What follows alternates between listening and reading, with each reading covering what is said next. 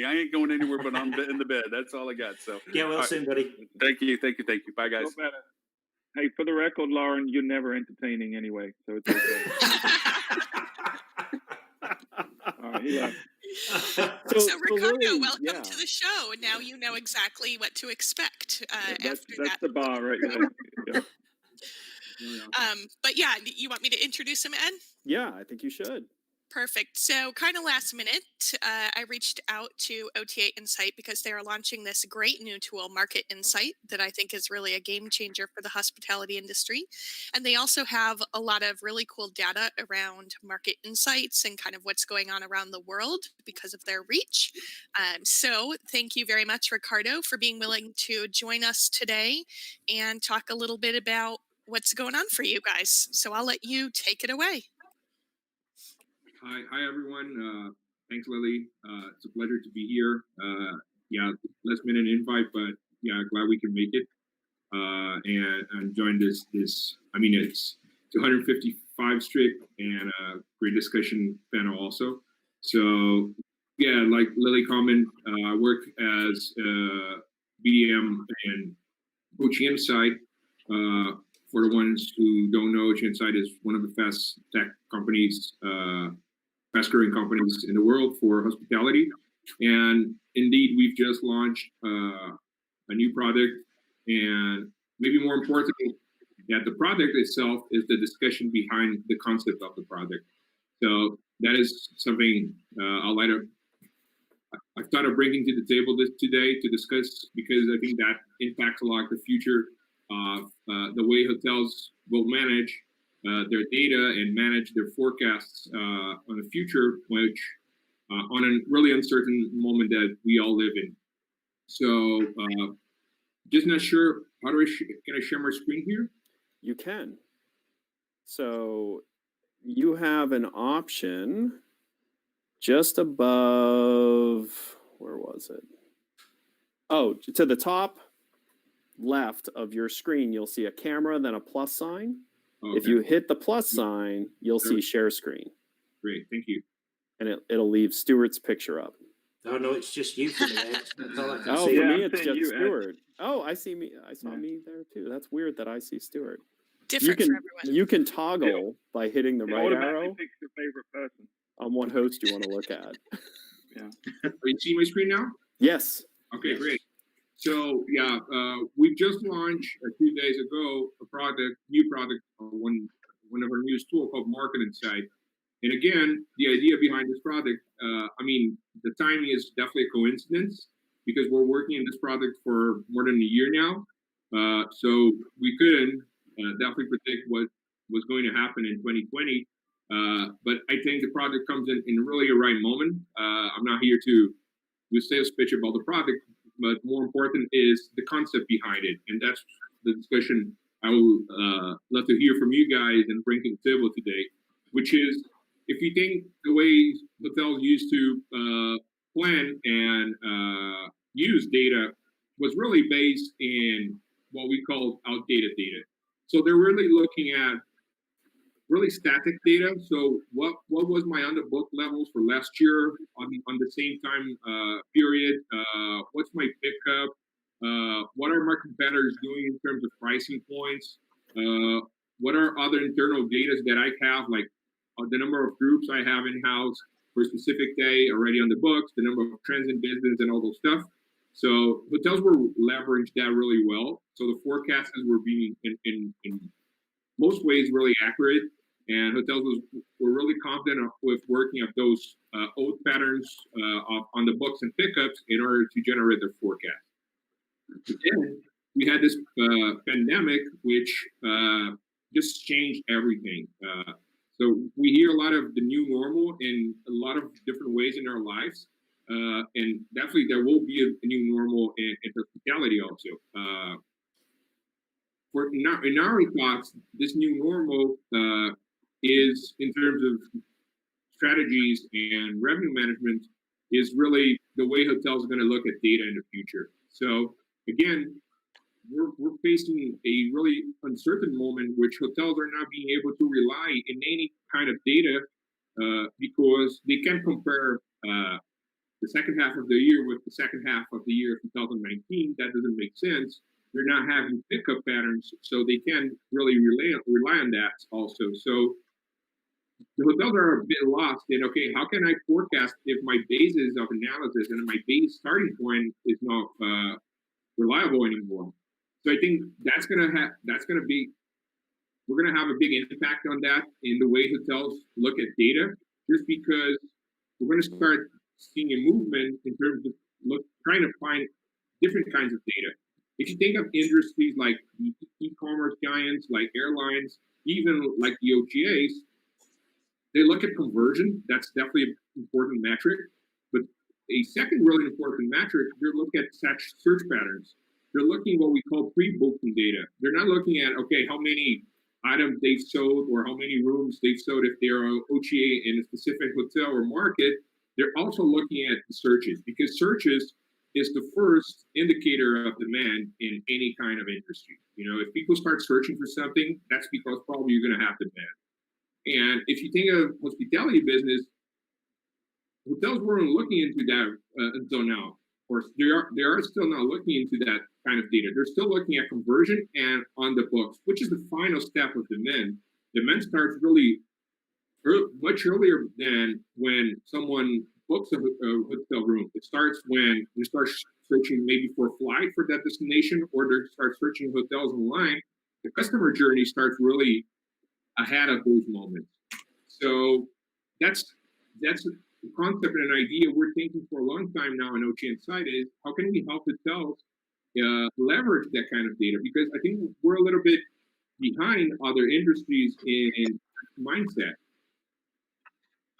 So especially now that, again, you can rely on the book patterns and even pickup patterns, maybe those kinds of data are fundamental for you to be able to really understand what's going on your market, how is maybe a second or third wave of COVID-19 is affecting your business again, even on markets that we've seen a start of recovery. So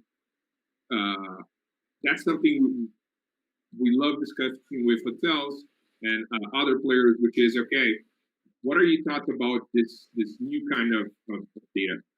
So again, if you think of the way hotels used to use data to predict demand for the future, they were always looking at what we call post-booking.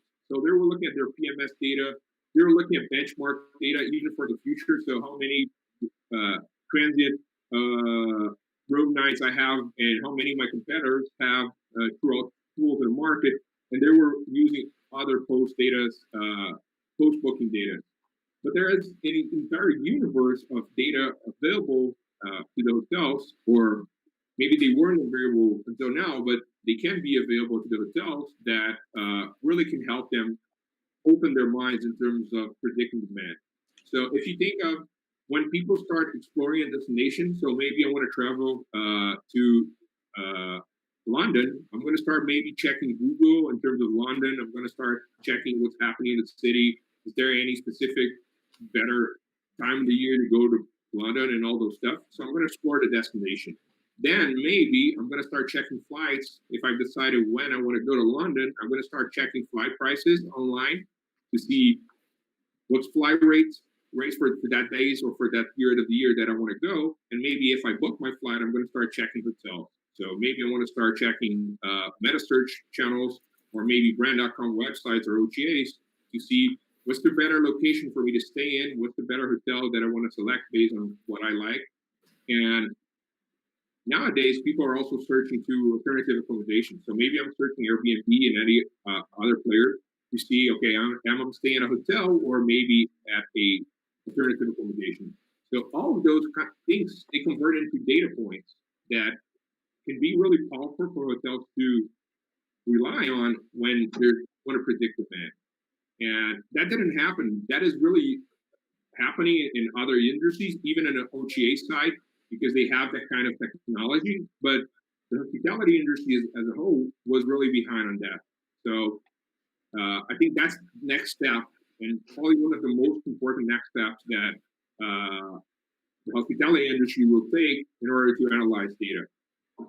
So again, more important than the product itself is the concept behind it, which is you be able to, for any future dates, in our case for the next 165 days, really be able to predict demand and have a clear picture what's happening on your market based on all of those data points. So on OGN side, in marketing side, we look at flight searches, online hotel searches, in a majority vast of channels, GDS, alternative accommodations, events, and holidays, and we look at the pricing strategies of the market to put that all together in a high-level machine learning and IA in order to predict demand. Because again, if we check what happened in the past 20 years with different types of events that impact the demand, it's really, really hard to relate on, okay, for August, this is my on the book pattern for the last 3 years. What happened 3 years ago, 2 years ago, or maybe last year is completely different what's going to happen this year.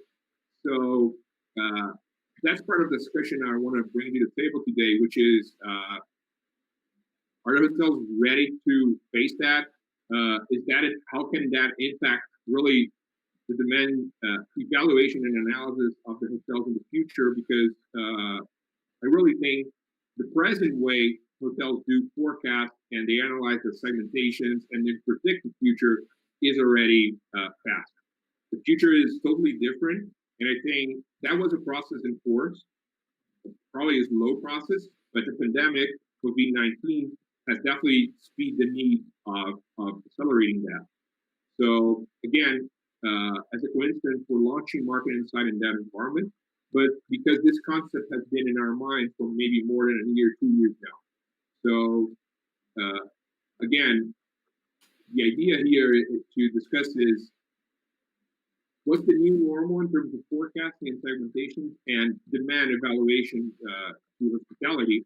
I think the hospitality business needs to give a new step into comprehending those billions of data points that have at a pre-stay level or upper funnel level, and how can they leverage that in their strategies. And I would love to hear your comments on that. Well, thank you, Ricardo. I really appreciate you taking the time to go through that. And I think it's really nice to actually see companies starting to think this way, because that data has been available for a long period of time, and it's been the likes of digital marketers, like many people on the show at the moment. Certainly, I know myself and Ben, we've been using that type of data just on a daily basis. It's absolutely vital for us to make decisions. I don't mean to cut Tris off, but I've been sitting there the whole time, Ricardo, saying, I hate you right now because you're automating a thing we've been selling to clients for a long time. But God bless you for doing it. Go ahead, Chris. Sorry, I didn't mean to cut you off. No, it's fine. But the beauty of it is now is it's still great that we're doing all of that. We're still going to be required to do that from a digital marketing standpoint, because you're still going to have to optimize the pre-stay, marketing funnel. But you've now got a tool that hotels can potentially use that data to better understand what's going on, and more importantly, from my personal point of view, selfish point of view, better understand what we're actually doing. Because there's a lot of the hoteliers that we've tended to work with in the past, they know what digital marketing is, at a very high level, but perhaps don't truly understand all of the data points that could be available, that could be so beneficial for them with revenue management strategies, with marketing strategies, with dealing with occupancy problems, and how you can combat those dips. Well, and what's really important about this is, you're talking about the difference between leading indicators and trailing indicators, right? Conversions and bookings and things like that are trailing indicators. They tell you what happened, but not how you got there. And if you look at things like where hotels tend to go wrong with something like paid search, most hotels are using an attribution model with their agency, and I'm using attribution model in air quotes, right? That says we need to get a 5-to-1 or a 6-to-1 return on paid search, which they often can't do on things like unbranded terms. Those numbers are tough to hit. But Some of those unbranded terms often lead to later reservations. There was a study a couple years ago from, I think it was from Calibri, but it showed that guests who start on a property website convert, book direct only about 60% of the time. And guests who start on an OTA book on the OTA about 94% of the time, 95% of the time. I don't remember the exact number, but low 90s. But if you put that another way, guests who don't start on your site never book direct, right? The difference between them starting an OTA is at best you might get a booking 7% of the time direct versus 60% if they actually start on your website. And if you're not tracking those leading indicators of what's actually bringing people in that turn into reservations, though you don't see it on those specific search terms, you're actually missing out on direct revenue and growing your business. So this is really a cool way to look at it. Again, we're giving away one of the secrets right here, but that's okay. Do you think, Tim, that those 90% that are booking on the OTA, what percentage of them do you have any sense are actually booking at your property or lower to another? When I said at best 7%, it's well below that, right? One of the reasons the OTAs are evil, one of the reasons Google is evil, right, is not because they're doing anything wrong, but it's because it's the place where all your competition lives too. Yeah. So, if you're one of the 10 blue links or you're one of the 10 people on the first page of, Expedia or something like that, maybe you get a shot at that person one time out of 10 out of the 7% that might actually come to you. So the numbers are really not in your favor, not because they're bad guys, but because there's a variety of items on the shelf for people to choose from, and you're only going to be that one. Segment of a segment of a segment. Yeah. I'm sorry, Tim. Did you just say that Google is not evil? I'm glad I'm what? What I said specifically was that's not the reason Google is evil. Okay, all right. You're right. Keep in mind too, this also speaks to the fact that as COVID hit and everything got shut down, one of the really good arguments that could be made during that time was not to shut down your digital marketing, your pay-per-click. Because what you're talking about, OTA Insights, is at a market level and getting all that data in there. But thinking even as a property level, you just shut down your pay-per-click, you shut down your meta search, let's say, whatever the case may be. Now you have no data. Within Google in particular, you've got your eligible impressions data. Well, how do you know when the market's recovering? It's very easy. Watch those eligible impressions go up, right? That's a key indicator, folks. But if you've shut off all your campaigns, you've got nothing. Even worse, you've got nothing, and you did it at a time when a lot of the OTAs stopped bidding on those terms, and the cost for that stuff actually went down dramatically. Exactly. So you're actually not bidding at a time when it's much more affordable to actually do it. Everybody forgets it's still an auction at the end of the day, and if nobody else is bidding, you're going to get it at bottom dollar. Right, but remember, but that makes sense from an investment perspective. You should always pile on to the most popular investment and completely run away when everyone else runs away. That's how all the most wealthy people in the world. It's actually one of my favorite Warren Buffett quotes of all time, and it's a mindset that we use in digital all the time. I think it's brilliant what Ricardo's saying here. Is he said, in my house we like hamburgers, and when the price of hamburger goes down, we rejoice, and when the price of hamburger goes up, we weep, right? And yet that's exactly the opposite of how most people actually invest their marketing dollars. Wow, paid search is really popular right now. We should do that. No, that's when the cost is super high. That's when you want to look for something else, right? But it's the smart thing to do.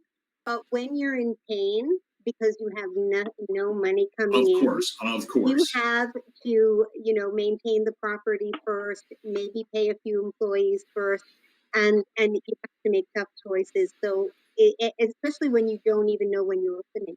No, for sure. And it's one of those things where obviously you have to find a balance. I would, I said a minute ago that the OTAs are evil, right? The OTAs aren't evil.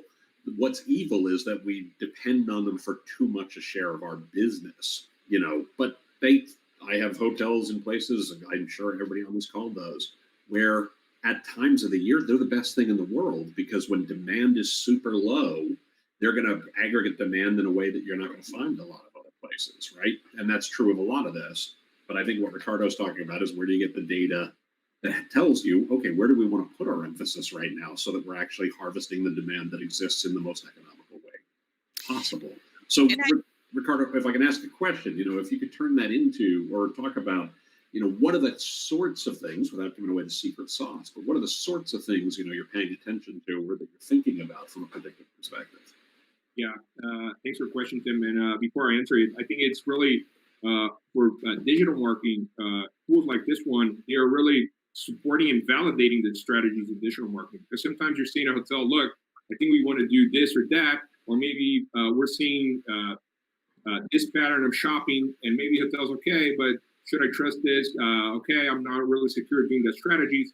And like in marketing side, we are checking between other stuff I'm going to answer in a while, but we're checking flight searches, but we're also checking, okay, what's the length of stay pattern of those flights? When are people coming in and out of the market on that specific day of the week or that specific day? So that validates a lot of strategies on digital marketing. And again, we show different demand levels, so high demand period and low demand period. And that comes what Tim was saying, which is, okay, we're forecasting on, let's say, the next 3 weeks or 3 weeks of August, really low demand. Maybe the values of SEO and paying clicks are lower on that because there's low demand on the market. Maybe you want to invest on that specific time frame because even on a low demand, you may be more competitive than you are normally. So again, we're as OGM side, we had a rate shopping solution, parity solution, and a BI solution. Majority focus in sales and revenue management, but now we're trying to open that really to marketing teams because again, this can really be a supportive of digital marketing companies and digital marketing strategies in itself. And answering your question, Tim, really, we look at now for this project, really billions of data points, but in summary, we're looking at flight searches. So the flight searches for that market and the business origin in terms of country. So not just the amount of flight searches for that day, but which countries are searching that market and also which length of stay they're staying. We're looking at online searches, so OTAs, meta searches, the brand.com, which we integrate with. We're checking all those searches in that market. We're looking at what events and holidays are happening, if there's a holiday on that city or that country in that day, if there's any big event, even small events, because we look at the vast majority of events. We're looking at searches at alternative accommodation, and we're looking at the pricing, and also a new concept we're trying to bring, which we call Smart Pump Set, which is what's the pricing strategy of a huge amount of competitors, not just those 4 or 5 competitors you normally say they are your competitors. Let's say if you giving deep discounts on a specific day or a specific week, probably your normal competitors on that week are not going to be the same because if you're giving deep discounts, you're now competing with a different set of hotels. So we're trying to capture that based on pricing strategy because we're searching on our data. We're looking at, okay, which the customers that are shopping your hotel, which hotels are also shopping during their customer journey. So again, I can't give the secret sauce, but in summary, that's the sources we're looking at right now. So who are you targeting this particular data set towards? Is it towards digital marketers? Is it towards hotel, revenue directors, or is it kind of both? Yeah. And follow-up question, how is the information presented and how is it usable? Yeah, thanks for the question. I would say both because I think that's really important also information for revenue managers to again, validate their forecast and help them forecast in an uncertain scenario we were facing in, but also I think really relevant information for marketing and digital marketing teams. Because again, if you look at flight searches, you're looking at really early stages of demand. That means that you have time to decide and act on your strategies. And because we're bringing length of stay and business origin, you can combine all those stuff with other information from, again, a digital marketing standpoint and be more assertive in your strategies. So it is really shown in a clean dashboard. I've shown a small sneak peek here. I can share a screen again, just really quick. This would be a screen of Market Insight. Okay, so this is a print screen of Market Insight. So we would show the heat map of the city, because we don't want to just say to a hotel, look, your city or your market is having high demand on that day, or low demand, or medium demand. But because the hotel is inserted in the city environment, we want to show him, okay, your hotel is located here, but there's a lot of demand happening maybe in this area of the city. In this case, the competitors here and in the light blue, it's what we call the market comp set. They can change every day based on search patterns and pricing strategies. But let's say in this example, the hotel was maybe here in Upper West Side, but there was a lot that demanded here in Lower Manhattan. So he could say, okay, I can expect to maybe have a higher occupancy than my competitors, just because the demand in my area is lower than other areas of the city. So we're going to show him also the flight patterns that you can see here. Okay, the overall number of shoppings for that day, which countries are shopping, and the average length of stay.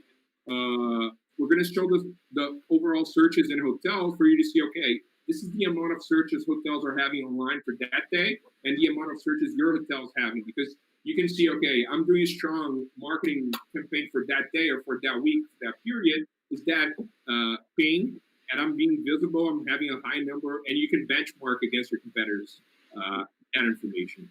And we would show you a demand calendar, which is you can easily spot high and lower demand days, and we circle here what we call opportunities, because we want to help hotels we don't want hotels or marketing teams to look at every day to the next 365 days. So what we do is we look at the pricing strategy for the comp set and the hotel, and we relate that to the demand level and say, look, maybe on those circle days, your price is too low because we're forecasting a high demand, or maybe your price is too high because we're forecasting a low demand period, and all your competitors are giving heavier discounts than you are. So maybe have a look into it. So, and we also show the evolution of that, because we don't want to just show a picture of how demand is looking.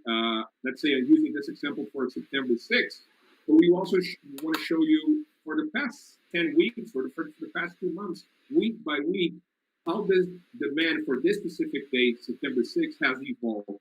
Is the demand growing week by week? So once we scroll here, what we have down here, what we call demand scroll bar, the heat map and all the information here would be updated. So you would be able to see the flight searches from last week and what's the flight searches today. Maybe what were the flight searches on average for September 6th, 10 weeks ago, and what they are today. And also the heat map would be updated in terms of changing colors and scale, demand scale colors, to really show you maybe the average demand of the city is the same, but internally in the city, the demand is shifting. Okay, so maybe let's say you have a big event that was probably first of all scheduled to happen on this area, but now that event for some reason, because something happened in the venue or something else, that changed to a different part of the city. Maybe the demand will shift along with that event if it's a relevant event happening in the city. Very cool. You know, I'd like to point out that for those of you who are saying this data has always been available from digital marketing, that nobody but OTA Insight has bothered to share this with any revenue managers so that we can use it to make strategic decisions. So thank you, OTA Insight, for putting this into a revenue management tool. I, Lily, would like to push back on that. We absolutely share that with the rev management teams and our clients. Yes, but you are kind of a bit of a anomaly in many ways, Tim. Well, I think most of the people. I'm not going to fight you on that one. That's for sure. I think most of the folks on this show would definitely agree. One of the things we've railed about on the show for a long time are the barriers, are the silos between marketing, rev management, et cetera, and operations. And I think that's certainly something we all agree with. Right? And I think that this really helps bridge the gap. And also, as always, OTA Insight has come out with a product that's easy to understand. Anybody at any level within the organization can understand how to use it. It's easy to navigate. It's a reasonable price point. So just for the record, I don't get paid by OTA Insight. I'm just a fan. So I know, Ricardo, that you have a couple other things going on this morning. So I know you might have to jump off, but just wanted to say thank you so much for sharing this data, and a thank you to OTA Insight for looking into their crystal ball and knowing that we would need this exact tool at this exact moment. Yeah. Yeah. Really, thank you. And, Yes. Yeah. Sorry, go ahead.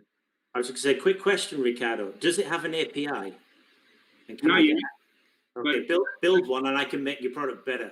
Yeah, that's That's such a backhanded compliment. My God. Build an API and I'll make it work right. Wow, Tris. Ah, well, you know, I'm only joking. because I mean we want to be open to the market in any way. So we've heard a lot of the hotels, the early adopters, because they have RMS system and they would love to see that data inside the RMS systems. But they're also a big part in terms of digital marketing, where this could be combined with other metrics in other environments. So definitely that's something we're looking into. And about what Lily said in terms of revenue management and marketing teams, one thing we really discussed a lot in OTA Insight is how can our tools help in a cross collaboration between departments? Because we know revenue managers, they have their own tools, their RMS systems that no one knows how to pilot that. It's, not being a revenue manager, you have marketing teams that have their own marketing partners, agencies, and companies, and they're looking at different data, and probably there's not really cross collaboration. People are doing their own business. So that's one of the concepts also behind our marketing side, which is how can we put those two areas on the table and look at the same tool and make decisions collectively. And Lily, thanks for the invite. I mean, it's a pleasure. I'm definitely gonna give your feedback and your kind words for our product and engineering team, because they really worked for a year and a half, day and night, to put this awesome product on live. And really, sorry I can't say more because I'm loving the discussion, and it's really fun and really exciting to be here. But I'll definitely listen to the rest later on, and probably listen to some of the other series, because I really love to participate in, and count on us on any other sessions. It's a pleasure to participate, and thank you. Yeah, Ricardo, if people want to find out more about OTA Insight or connect with you, where can they go? Yeah, so we have our website. I'm going to shoot a message in the chat here, which is the OTAinsight.com. There we have a specific session now for Market Insight. I'm also at LinkedIn if people want to reach out. We have an email also, which is info@OTAinsight.com. It's a general email everyone receives in the company, and we will be glad to reply.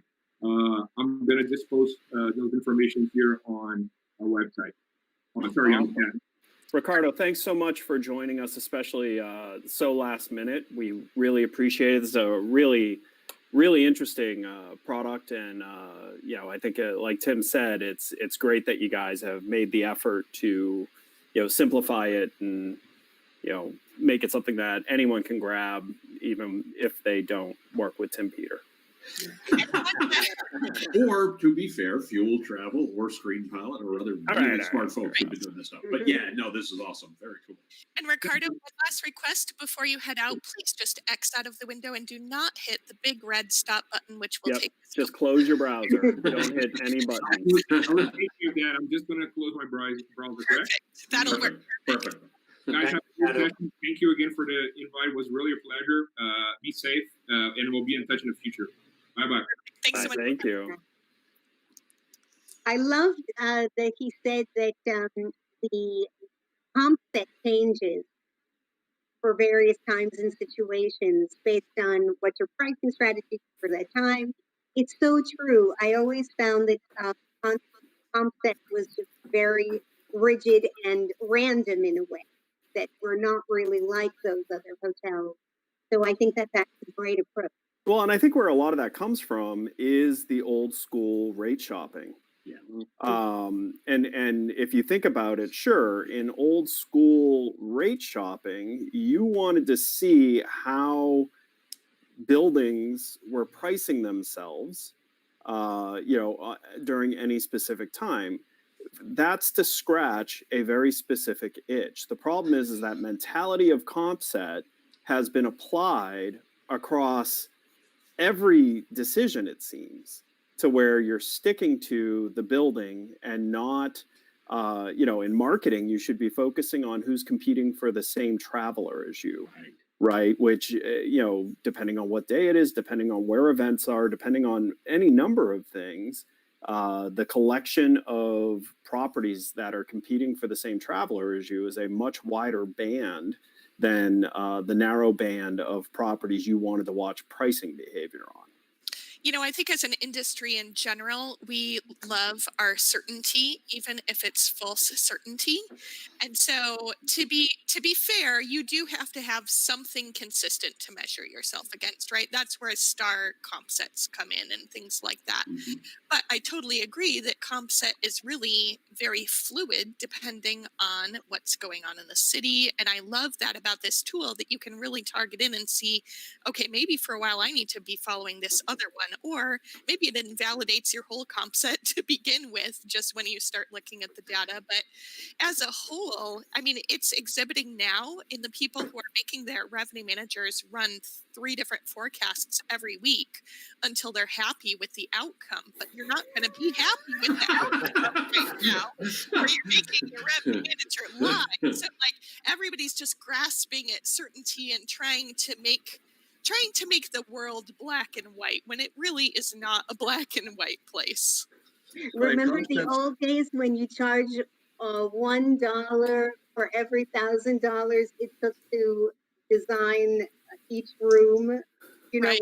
I don't remember the exact equation, but I think that might have been it. It's crazy. It's funny. This is a great time, and I want to go back to something Lily said a moment ago, because this is all of a piece that right now is a great opportunity. We want certainty, obviously. We want to make sure we're not, grasping at straws. Also, now is a great time to look at what's working and what isn't, and say, okay, where am I going to continue to put my efforts? 1, to get through the current crisis, and 2, for where we want to be in the longer term. And also say, you know what, these are the things we used to do that we need to stop doing. They don't make sense. They're not going to make sense for the way the world is right now, and they're probably not going to make sense when the world gets back to whatever a normal looks like in the future. I was very lucky. I talked about working with Rev Management very closely and the like. I was incredibly fortunate. I happened to join what is today Wyndham right after 9/11. And my office, I was the guy responsible for digital and the like, and my office happened to be next to the guy who was responsible for Rev Management. And we became pals, and we'd go to lunch every day, and we'd have conversations all the time and things like that. And I was shocked that a couple years later when I found out that not every hotel company worked that way, where we were continually collaborating and the like. It wasn't by design. It wasn't because anybody told us to. It was because we happened to have the offices next door to one another, So it's that kind of thing of saying, if today your marketing team and your Rev Management team aren't tightly integrated in terms of the data that they're looking at, and the data that they're sharing, and how their success is measured, you need to fix that now, because you're not going to be in a good position for the longer term. Maybe Maybe the structure. triangular desk where the sales, marketing, and revenue people have to face each other all day long. It's kind of like the shirt that your parents used to put. You can't do that. You can't do that now.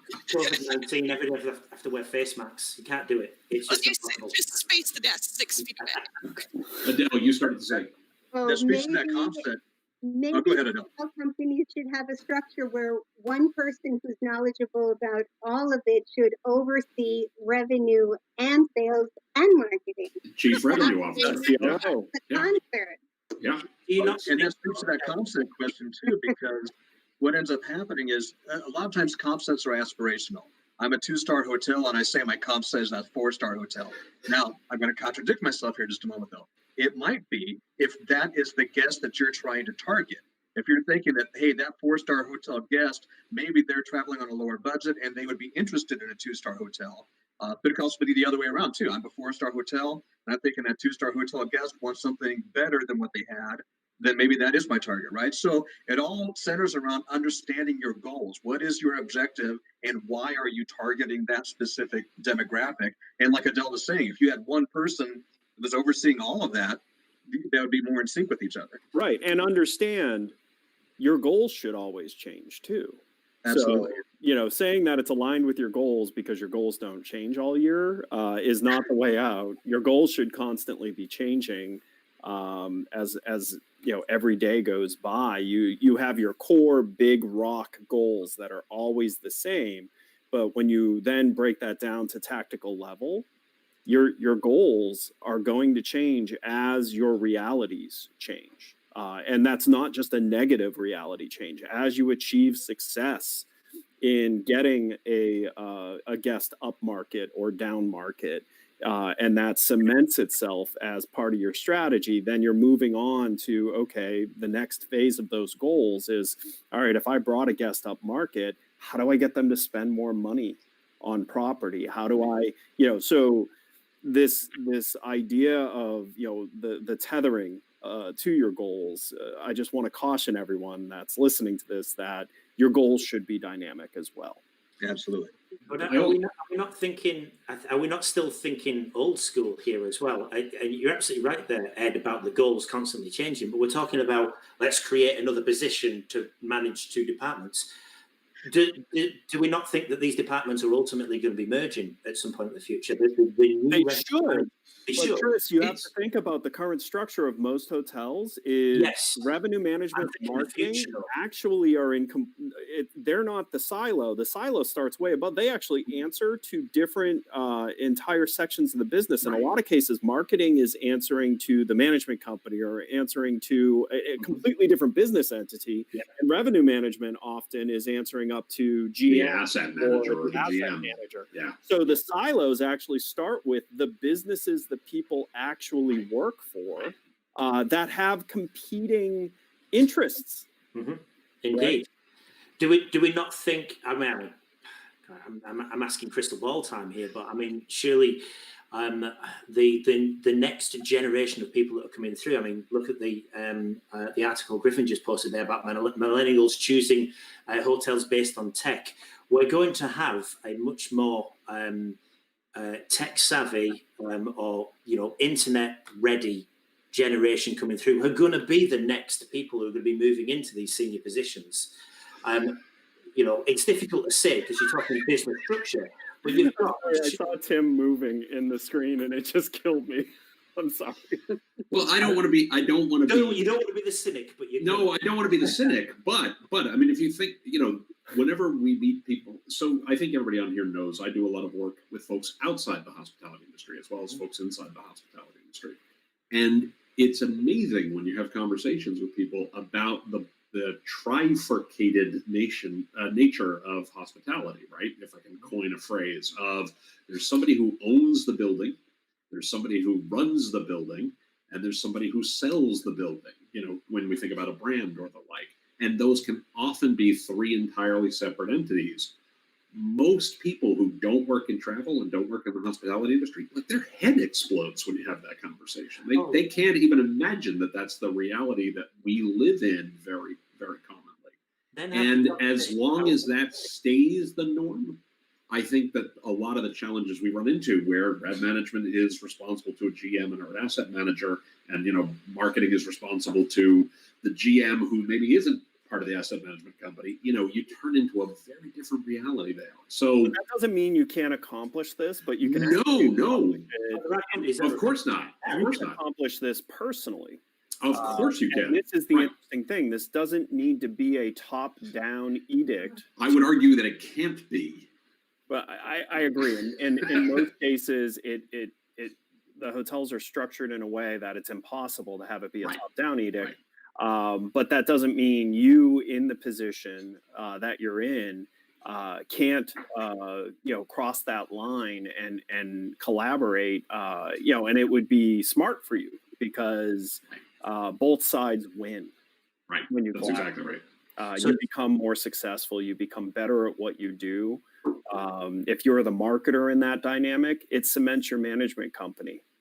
If you're the revenue manager, it makes your asset management company look better because the asset's performing better. So it definitely is worth the effort on the in the trenches at your level to make this happen, even if your org isn't structured in a way where it's told to you that it should happen. So have you ever had the conversation, Tim, about OTAs and e-commerce?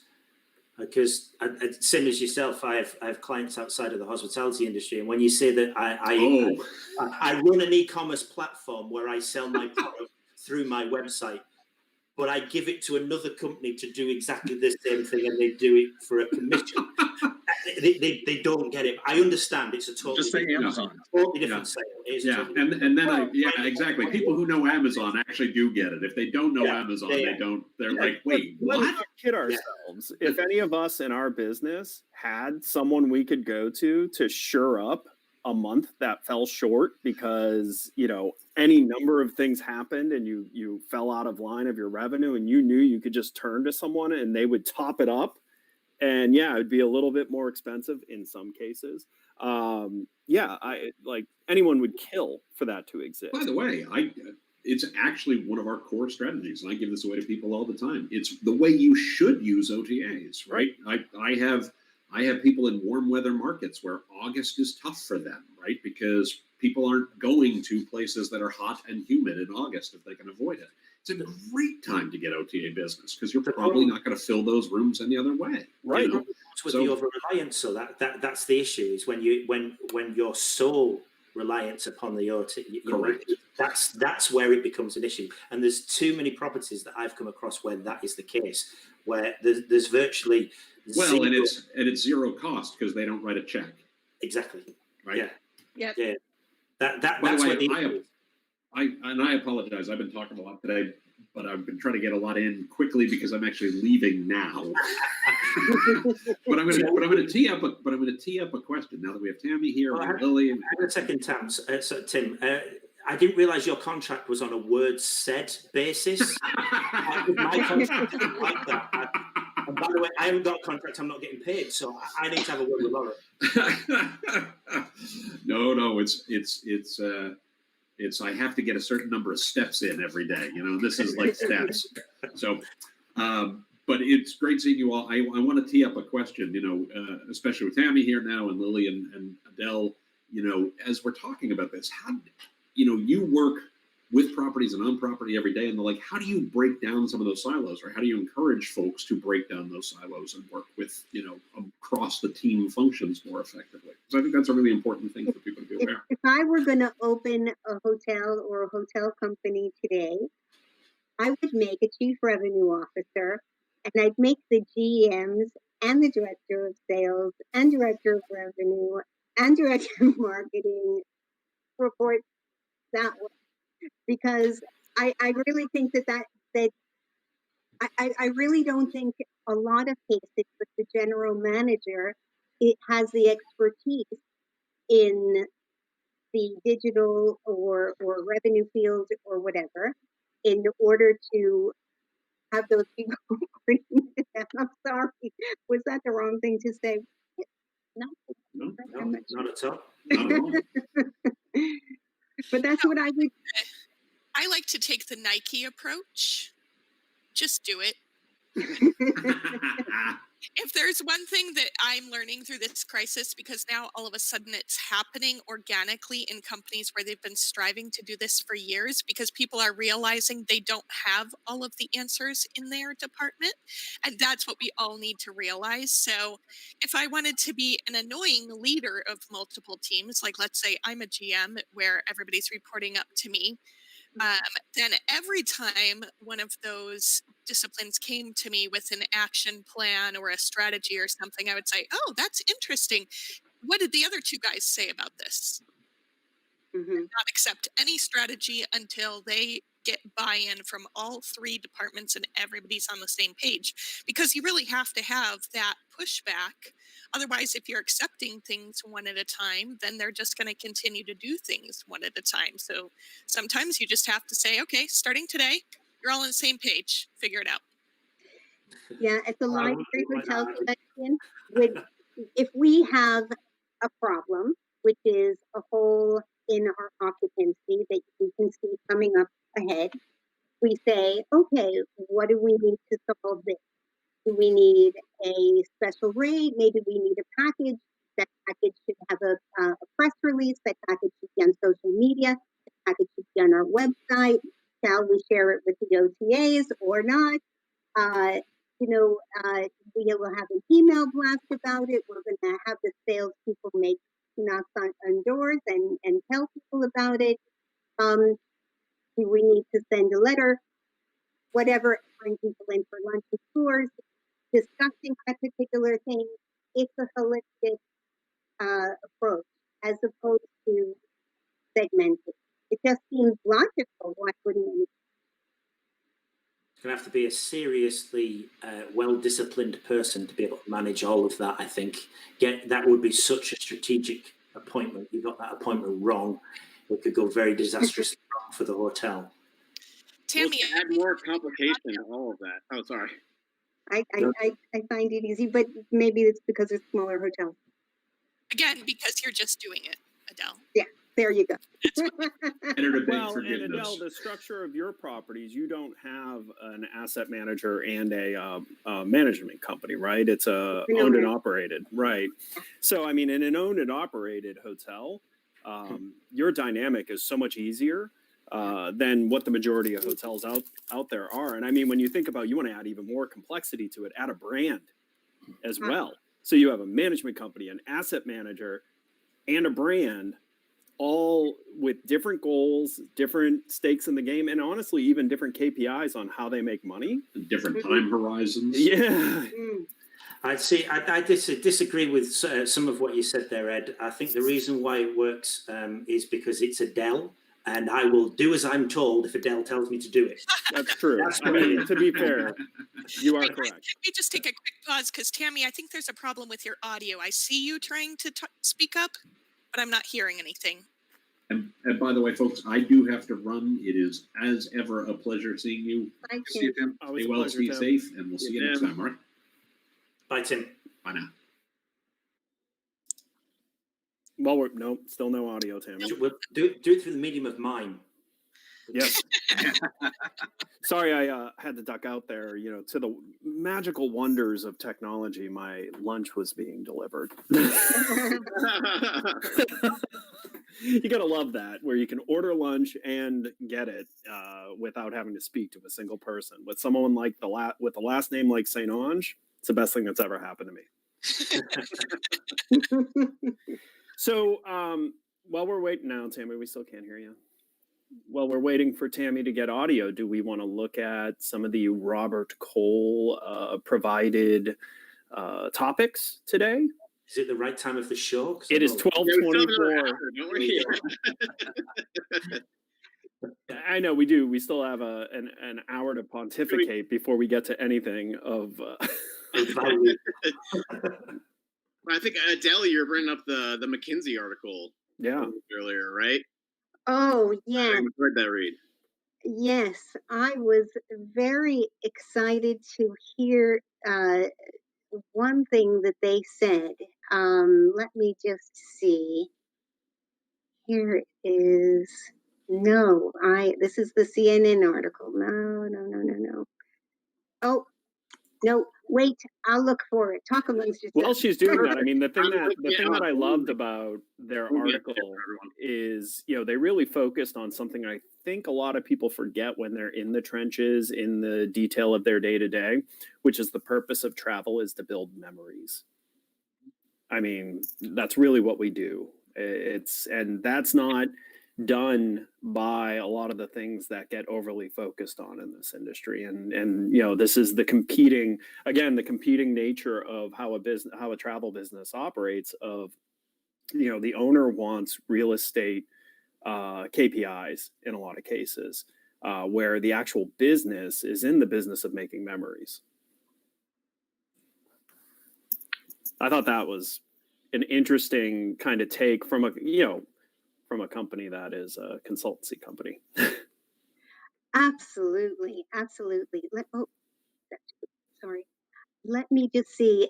They actually quantify the benefits of having putting the guest experience first, which is just not what I was expecting from them. You know, one moment, I'm still going. You know, and I like this comment as well. Giving customers more choice and control. I think that that is just so key. Everybody wants to feel like, you know, the reason they love their iPhone or whatever it is that they can choose their playlist, they can choose what they want to hear on watch on Netflix, and they can choose their hotel experience even within picking between the very unique brands that there may be out there, and then individualizing it themselves. That's certainly very important. This is what I wanted to see. It says, listen to customers and take an agile approach. We have found that companies that surpass their peers in customer experience design tend to share a set of features. They have agile cross-functional teams, that's what we were just talking about, that develop and iterate with end users and deliver seamlessly across touch points. Companies that deliver at the highest level across those teams recognize real returns, outperforming their peers by nearly 3 to 1 in revenue and 1.5 to 1 in return to shareholders. In this time of great uncertainty and fluid demand, it will be more important than ever to listen to travelers and understand their rapidly evolving needs. I just love that. Yep. Who would ever think to ask your customer what motivates them, what they want to do, what they would enjoy? You don't need to do that. I mean, you're better off not asking a single question of your customer until after they've transacted with you. And the question should only be related to your TripAdvisor rating. You know what? If TripAdvisor didn't exist, then you would never ask. You know what? It was an impetus, but even if it didn't exist, reviews will always exist. Agreed. Word of mouth has always existed. Yep. So it will always be the right thing to do. I agree. And I'm being sarcastic for those of you who have never watched the show before. The most important thing you possibly can do at any phase of the buyer's journey is attempt to have a conversation with the people who are interested in being your customer or have been your customer, because you don't need to guess. People are willing to tell you what they want, what they find interesting. They can make your job a lot easier by understanding motivations are of the people you're trying to work with. You know, And it's the most interesting. I was challenging- just talking with somebody the other day on this very topic, and they were saying, you know, oh, well, you know, we're excited because we're back up to about 40% occupancy right now. But, you know, what are you hearing? Because I'm conducting a lot of research right now with hoteliers to understand pain points and things like that. And they're like, well, what are you hearing? Like, these people who are starting to travel now, what is it that they want? And I said, well, you said you're at 40%, right? Well, yeah. I said, why don't you ask? There are no people who have chosen you. Figure out why. And to be fair, Lauren talks about this a lot. He hasn't talked about it in a while. But, you know, think back to the old school days of the GM who was playing Lounge Lizard and was just interacting with guests, understanding, you know, where'd you come from? What made you decide to come here? And you know, that you don't need to stand in a room anymore to do that. You can design that in across the entire journey, and even pre-booking. You can intelligently figure out, you know, what people want, why they're interested in your area, because knowing that can help you attract more people to be interested in your area, can help you speak better to others if you understand what the draw is for the people who naturally, you know, decided to come your way. And there's so many data points that are available now. Sorry, Dean. So many data points available now that you can, you know, there's more information available to you than there has ever been. Throw in, and we're going full circle now, back to OTA Insight, and you've got a tool that's designed to give you exactly what we're just talking about there, but in physical data. You know, you're going to know what airline they could potentially coming on, because that's the majority of the airlines that are coming in into your destination at that point. You're going to know where they're coming from, or the connecting points, the connecting hubs that they've come from. There's so much information that you can now take even further than the lounge list of just where you're from, or I'm from wherever. Well, actually, how did you get here? Well, we can figure that out, and we can map for that. Let's do a real quick check here. Tammy, make a noise if. Hey! Yay! Really quick to Tristan's point, though, you're right. We have so much more data now, but I almost think that can be part of the problem too, right? There's so much data that people don't know how to use it, and they get overwhelmed by it, right? So so things like OTA Insight, where now, to Tim's point earlier when he was talking about, hey, I've been doing this manually for years. You just automated the whole thing.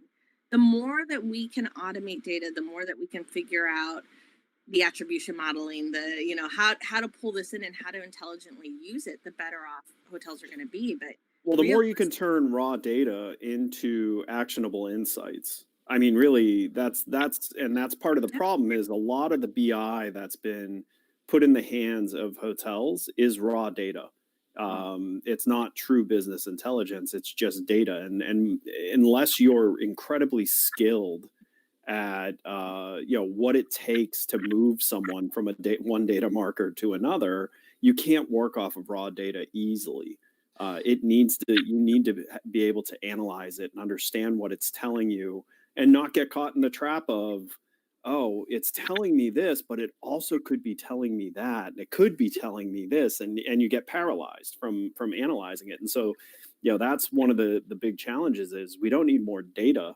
The hotel industry needs more insight. They need more understanding. And I think it's kind of, we're crossing topics again here as well. And I think with the OTA Insight, that's where it just falls tiny little bit short for me. It's a brilliant tool, as you said there, and it's a tool that we don't have. But that tool could be so much better if it was then actionable. And there's ways that you can do that by taking a data industry specialist that is OTA, and then merging that with other industries such as digital marketing. That tool, and I pitched this to OTA probably about 3 years ago, that tool, if they had it back then, could automate and control your digital marketing accounts. So, for example, if you're seeing that that you've got a shortfall on a certain day, a certain week coming up in the next however many weeks, you can put more digital marketing spend into your marketing channels, accounting for lead time and funnel that's all in there for those particular dates. And if you're full, you throttle it back. Because at the moment, what we do is we apply digital marketing spend virtually on a linear basis. We've got $3,000. I'm dividing it by 30 days, and that's my daily spend. And we're then segmenting that up between Facebook and metasearch and this and the other. By having access to that data, that's the point I was making before. I think that it's to the point you're making, Tammy, we can really, truly start to make an influence upon connecting this data and actually making it actionable, and then being a lot smarter with how we're targeting markets. I'm definitely going to be reaching out to Ricardo and say that point to him, and which is why I want the API. Yeah. You know what? When we're talking about listening to the customers, and we're collecting data, generally we're talking about collecting data directly from the customers online or on a review or something like that.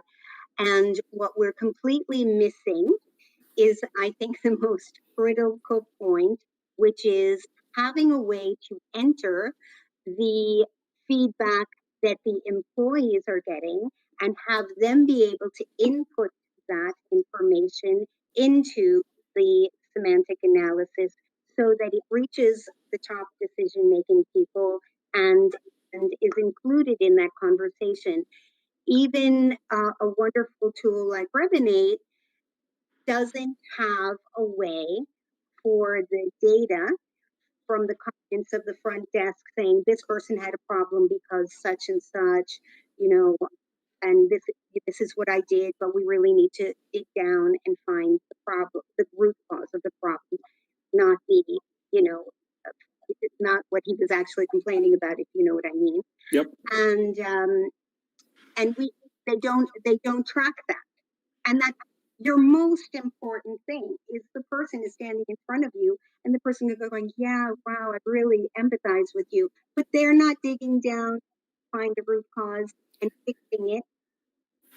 Do you think, Adele, that the reason for that is that most hotels in the management structure that we talked about before and having multiple different, layers and this, that, and the other in different companies, do you think it's because they're just not geared up to focus on the hospitality in the hospitality industry, which is something that I know that you put right at the center of what you do, TripAdvisors and reviews. We've worked together before and I know how fantastic the reviews are for all of the library collection. But that comes because you've made a line and drawn a line in the sand and said, this is going to be important to us. Do you think it's perhaps that other hotels either struggle to do that or can't do that because there's too many blockers? I think that the reason is a mindset. Mm-hmm. That this is my hotel. This is my bricks and mortar around me. I can't make it the Mandarin Oriental.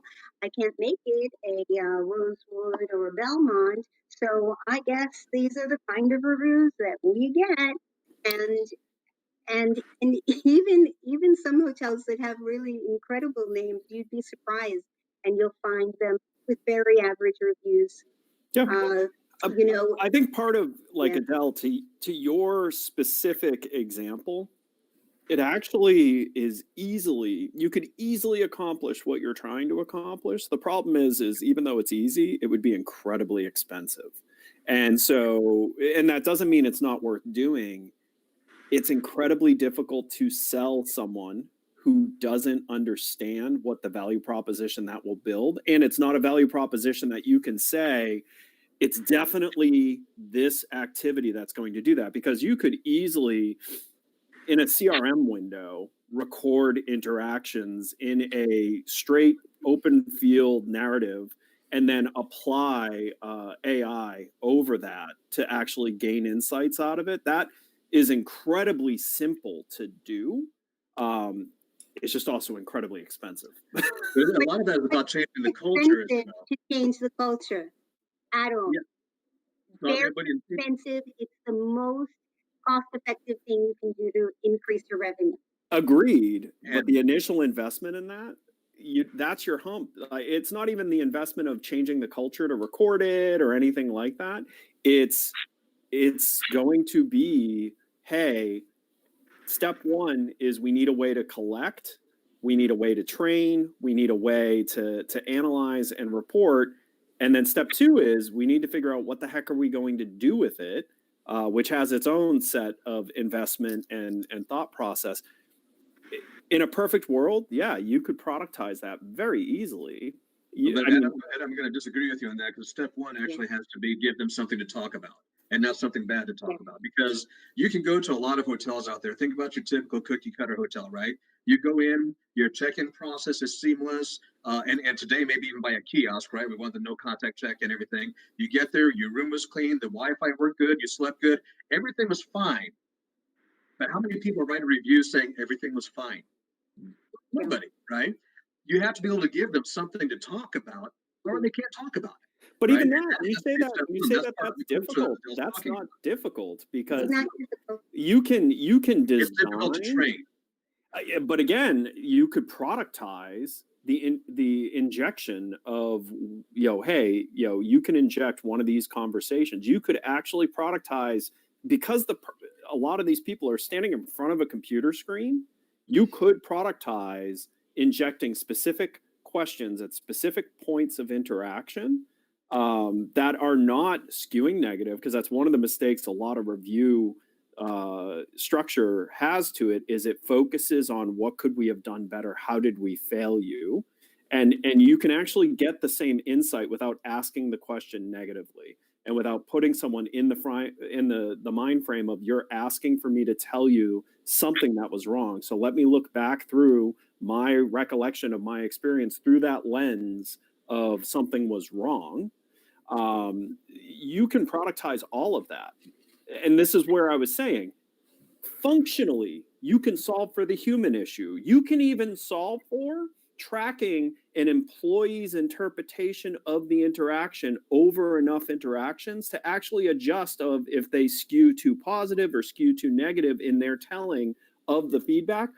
All of that product wise is super easily solvable. Like it would be one of the most simplistic products to build because it's all off the shelf architecture. The problem is all that architecture would be incredibly expensive.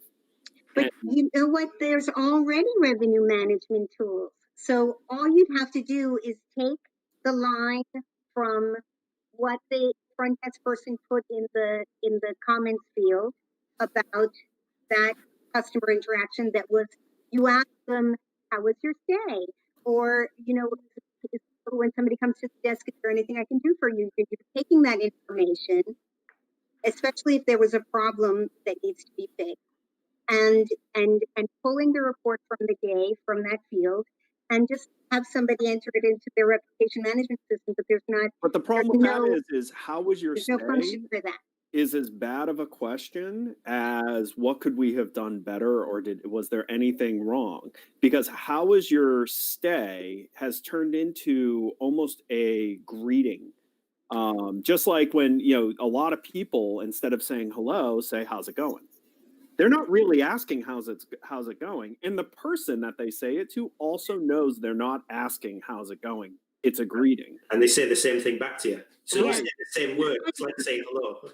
Yeah. And yet, sometimes they will tell you that information. Sometimes, but you actually, if you designed the questions and then measured the responses, you could fine tune the questions to a point where you could actually get amazing insight that would have very clear actions off of it. Because a general question like, how was your stay, is not going to get a response from a large amount of people to a granular level. They're not going to think of, you know, everything was amazing except this one tiny thing that did not at all ruin my stay, but was friction existed. Where if you were really going to do this right, you would find a way to actually identify friction points in the guest journey.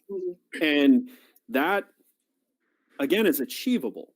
Like all of this, I could chart this product in a matter of days to a pretty, you know, easy level. The problem is it would probably end up being something that an average hotel would be paying thousands of dollars a month to you know have, and it would easily drive massive benefit to them. The problem is it's slight improvement here, slight improvement here, slight improvement here, slight improvement here. So all that massive benefit is just, you know, incremental improvements across all these different lines. It would be really hard to keep a hotel dedicated to that level of service, I think. Well, that comes down to leadership and management, though, isn't it? I mean, you could say the same for any business. It does, you know, if you've got an ethos and a mindset, it comes from bottom open, top down at the same time. You've all got to be bought into having that. And, you know, and I've been unfortunate to work in some environments where there's very little leadership at the top, or certainly no ethos coming from the leadership, or the ethos that is coming is one that I just don't agree with, and I think is outright wrong. Then you get unhappiness in the organization that leads to, you know, poor quality of service. You know, it's slightest little things here, there, and everywhere leads to communication breakdown between departments, and before you know it, you're in that spin, that spiral. Yeah. If you wanted, if you believe that, like McKinsey says, that you can have 3 times the revenue because you are listening to your customers, then you can DIY it in a way that is easy and not expensive technology-wise, as long as the reputation, I mean, even if they didn't cooperate and let you enter in the front desk comments, not just the digitally received comments, then all you'd have to really do is say to the front desk, look, we want to kill it. We really want to be number one. We want to be the kindest, nicest, most wonderful experience that they've ever had. So when somebody comes up to you with a problem, don't just empathize with them. Make sure that that is input somewhere where management can take that information and find a solution. And we'll get back to that person that there was this one little thing, it didn't really damage my state, but it was a friction point. And let them know, you know what, that was a great insight. We really appreciate it. And this is how we've changed the verbiage to make it more clear, or we've, put more communication behind it, or from now on, we're going to put a double check so those things aren't missed, or etc. I mean, very often the solutions are so simple. Yes. Yeah. What about from I mean, you wouldn't be able to necessarily tie it to a guest, but even a simple start could be like one of those survey form tools, right? So you create a couple toggles, right? Is it customer service? Was it related to product? Right? Some different things. And then Adele, I'm talking to you. I'm complaining about, I don't know, the elevator or whatever. And when I leave, you've taken care of me. You just lie in, there was a complaint about the product at the hotel and it related to the elevator. And you start to see these get aggregated and you start to see, hey, these are where our biggest issues are. You could actually simplify that even more now, thinking about it, where you could create two fields, a positive keyword mention and a negative keyword mention, and just ask your team, if anyone brings up anything positive or anything negative, try to give me the main keyword of what it was about, right? That's all an AI is going to look for in any case, isn't yeah. it? Right. Yeah, absolutely. And then that would greatly simplify quite a bit, but you'd still have the training issue of the asking, like once you're past the first blush of the impact that gives you, getting down to the secret sauce and really becoming well oiled would require more intelligent questions based off of, what was their body language like? Did they blow you off on the question? And if they did, is there any way you can, potentially still get information out of them without being annoying, right? Like if you wanted to really take it to a scientific level of like, once you're past kind of the first level of improvement, could you really get this to a point where you can understand even the real impact on guest satisfaction of certain things that we know hotels struggle with deciding on anyways, like when there's a certain aspect of the hotel that really needs overhaul, but you continue putting it off because you're really not sure how much it's impacting, so it's not an obvious in your face. It's not the pool is gross looking.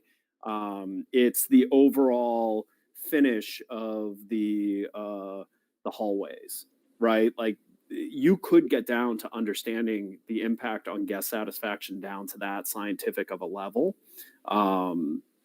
which would help you understand some of the soft stuff that is friction, right? It's not the obvious. It's not your person was rude.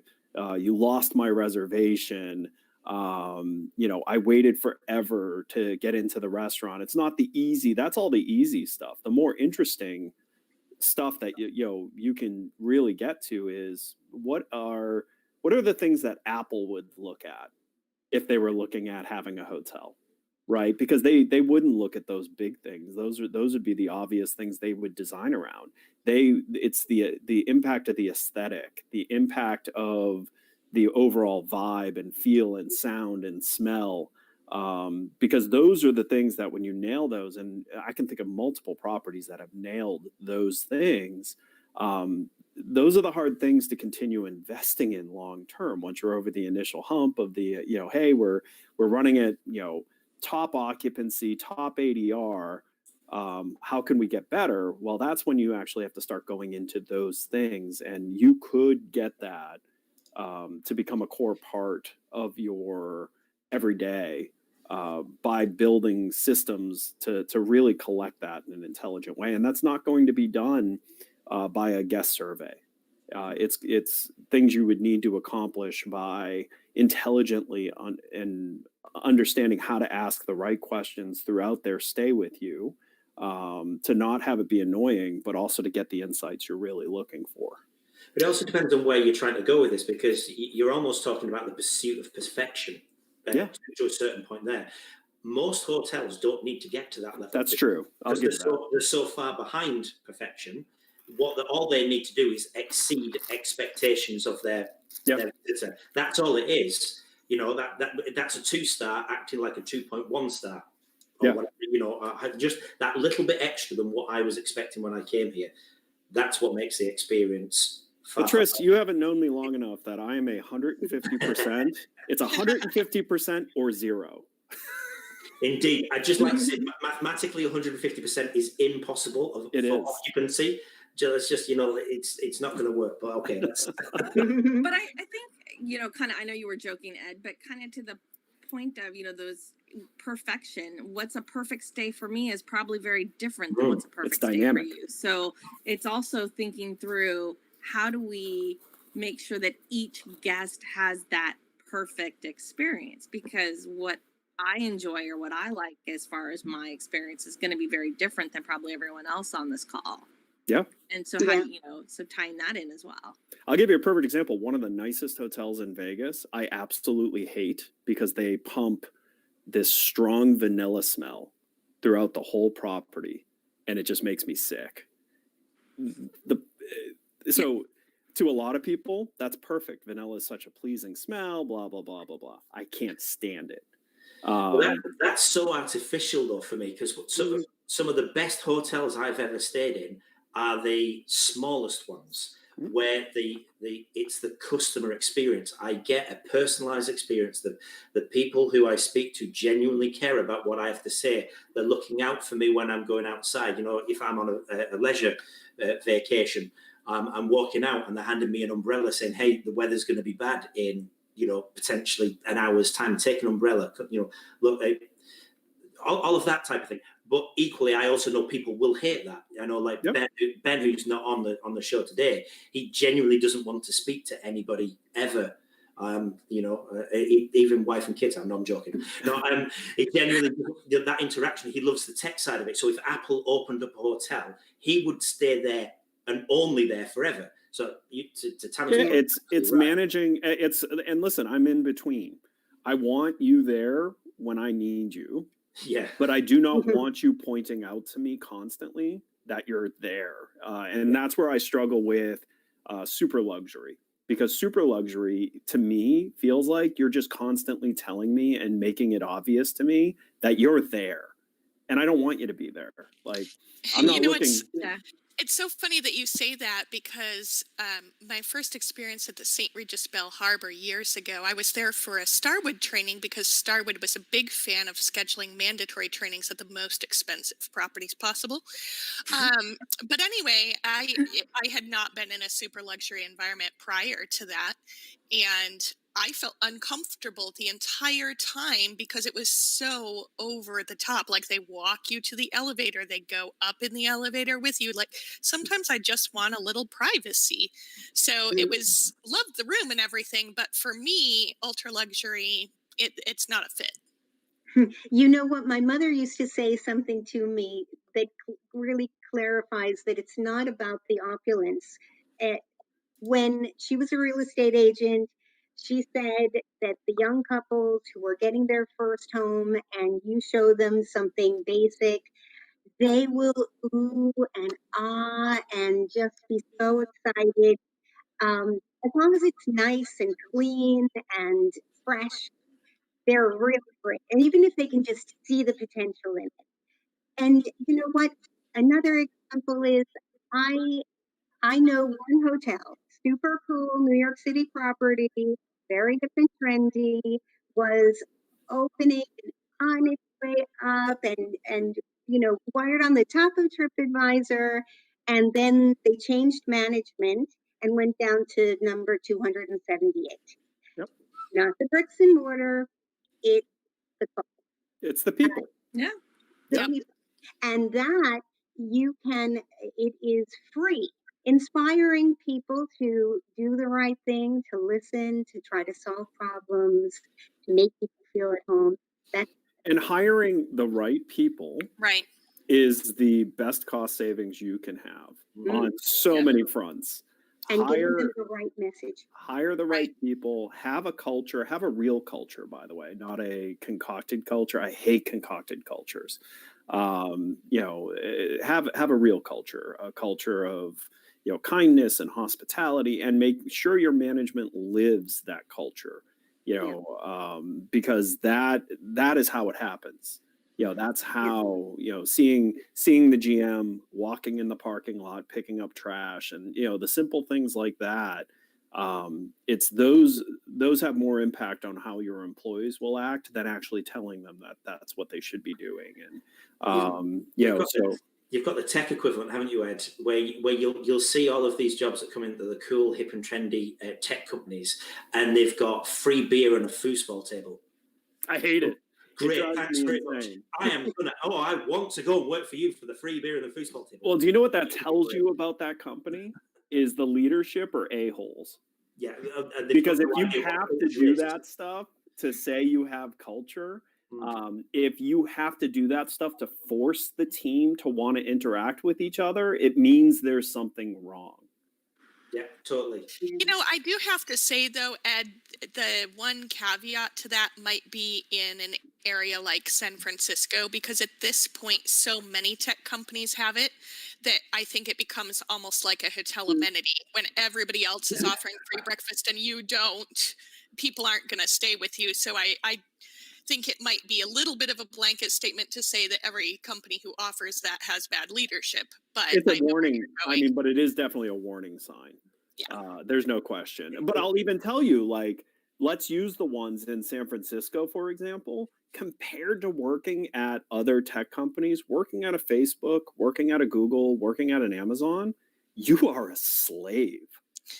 I mean, well, and that's why they put all that stuff there, right? Right, Facebook because they don't want you to leave on campus because they want you to do everything there. Right. And I mean, I'll even use here in Orlando. I'm sure you all know people who work in the executive level of the largest employer in Orlando, and I can tell you, anyone who makes above $100,000 a year for that employer is basically a slave. They are 60 plus hours a week, grinding constantly, cannot have any live-work balance whatsoever. And it's because they built a machine to find the people who see that as their dream. You know, and it's they're a concocted culture in you know, every single way. Actually, I can say their name, Disney. They I can say their name because I would never work with them because they're a horrible company. So, but you know, and I personally, through my career, have deprogrammed a number of their employees because they're brainwashed. But it's that fake culture, that false culture. They're a whole nother level of it. But I do love the irony of this, Ed, because you've got the Avengers on your wall right behind you. Disney film. Hey, listen, I can you. hate their culture and love their product all yeah, at the same time, and that's what makes them so incredible at what they do. and annoying at the same time. Yeah. I'm totally with you. I think culture isn't amenities in the same respect that hospitality isn't amenities. It isn't the things that you supply to people. It's how you supply it. It's what you give, the additional benefits. It's the whole package. And the exact same thing goes with culture in a tech company as it does in a hotel itself through management. You've got to have the right people in the right positions and passing that message from top to bottom and back up again. That's as important as it is coming from the top. Is being able to listen to the people who are on the front line and doing their job. So, you know, Adele hit the nail on the head there. You know, walking into the front desk and saying, hey, we really want to be number one, but then turning around and listening to what they're saying as to why we're not number one right now, getting that message from the client. It's the same in a tech company. You've got to have an ethos, you've got to stand for something, but then you've got to listen to the people who are doing the work, who are communicating with your clients on a day-to-day basis. Otherwise, it's just going to be a broken system and just another company. Yeah.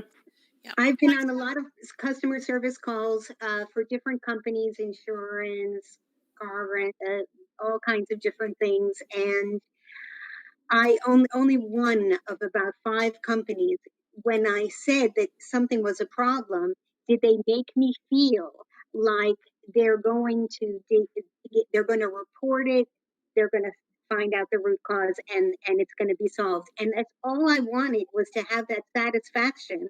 I wasn't asking for them to do something, for me, except solve my problem at the moment. But I wouldn't have walked away happy and that's how I walked away unhappy from those other companies, where I felt my comment just would die with that one person that I get. Where you feel like you're the problem as opposed to the problem that you're actually telling them. That's how This is how we do. Yeah. I have kind of 2 thoughts around that.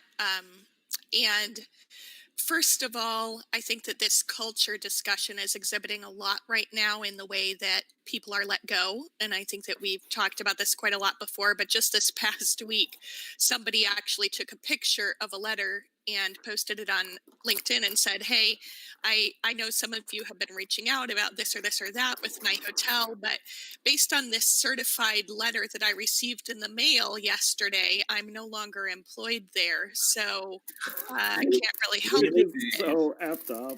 It was so awkward. A certified letter in the mail, no phone call, no, not even an email, nothing, just, proof that you've received this and you can come get your stuff. So that's worse than the Zoom. I heard of the Zoom, It's so impersonal.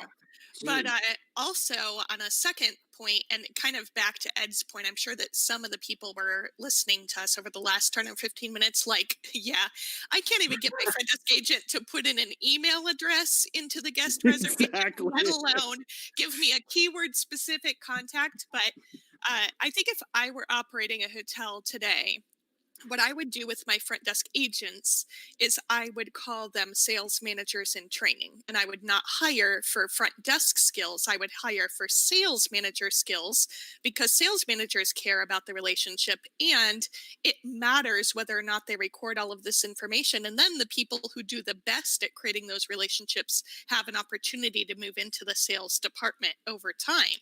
But rather than looking for, your typical high schooler who just wants a paycheck, really invest in those people, build your own pipeline of great salespeople that aren't just order takers, but they really can display how you have to kind of hunt and find and make it the best thing possible, and logging the information not just in the PMS but right into their CRM. And I think that would be a really interesting way to kind of operate a front desk. Well, and it would also be good to understand that the answer may not necessarily be changing your property or changing your people. It may be changing who you're acquiring as a customer.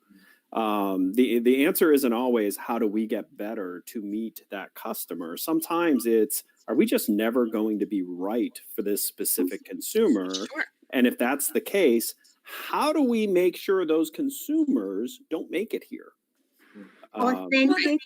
Authentic communication. They lead themselves out. If they understand that's not who we are. Right. I'll go to the hotel. That was such a wax on, wax on moment there, Lily, for me. That was brilliant. That was total Miyagi, that was sales. I like that. I do like the sales. Well, to that sales manager idea too, it speaks, how you ask the question is as important as what you ask. So like Ed was saying earlier, how was your stay?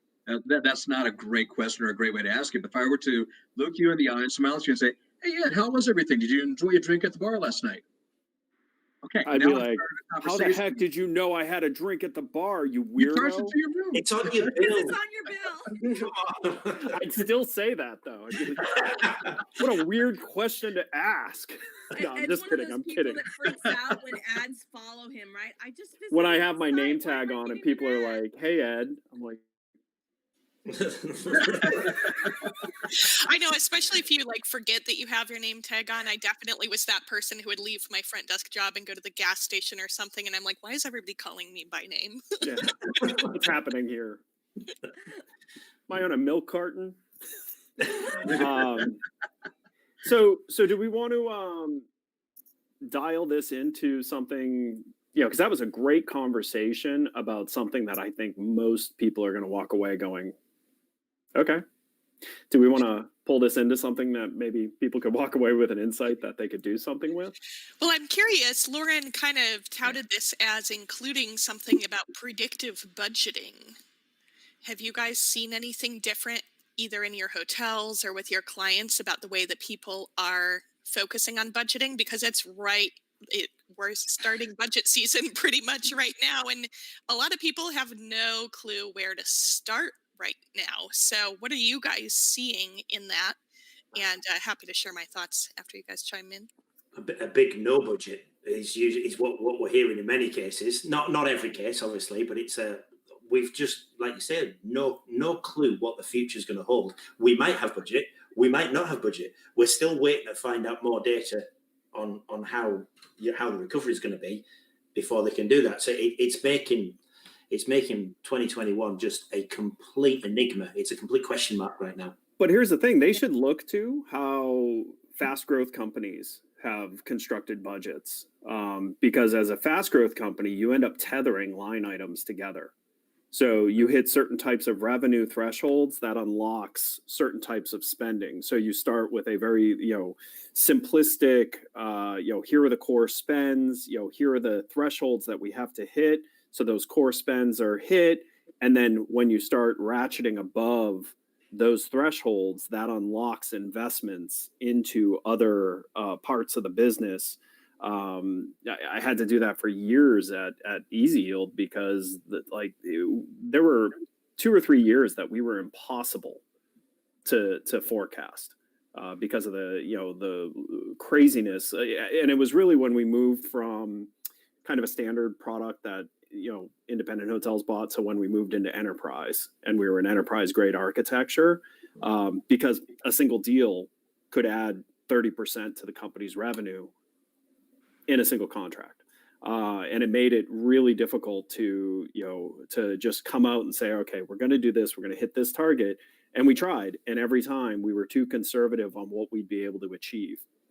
And so it screwed up our spending. So then we moved to this idea of a tethered budget, where when you hit certain markers, it opened up and made a much more complex budget structure.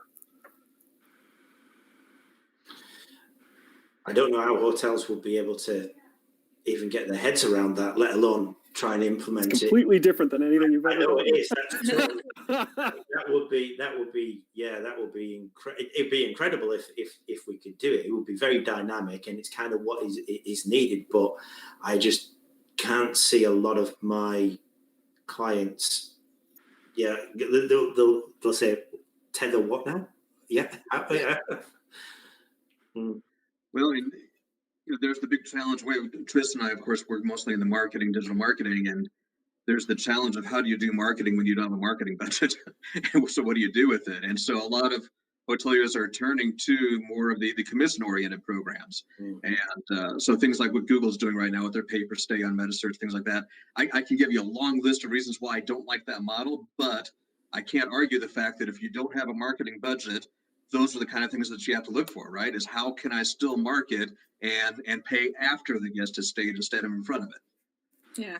Dean, I don't disagree with you at all. And I think you're right. A lot of people are moving to those programs, but it also kind of begs the point. We all complain about the OTAs and the over reliance on OTAs. In fact, I heard that earlier today. And yet that's exactly what a lot of those programs end up doing. You become over reliant on something that you're going to, at the end of the day, the cost of getting the business from that man, yes, you don't pay out front. So it's easy to, when I don't have a marketing budget, but I could acquire that guest for much cheaper with other avenues and other strategies. So it's kind of balancing that.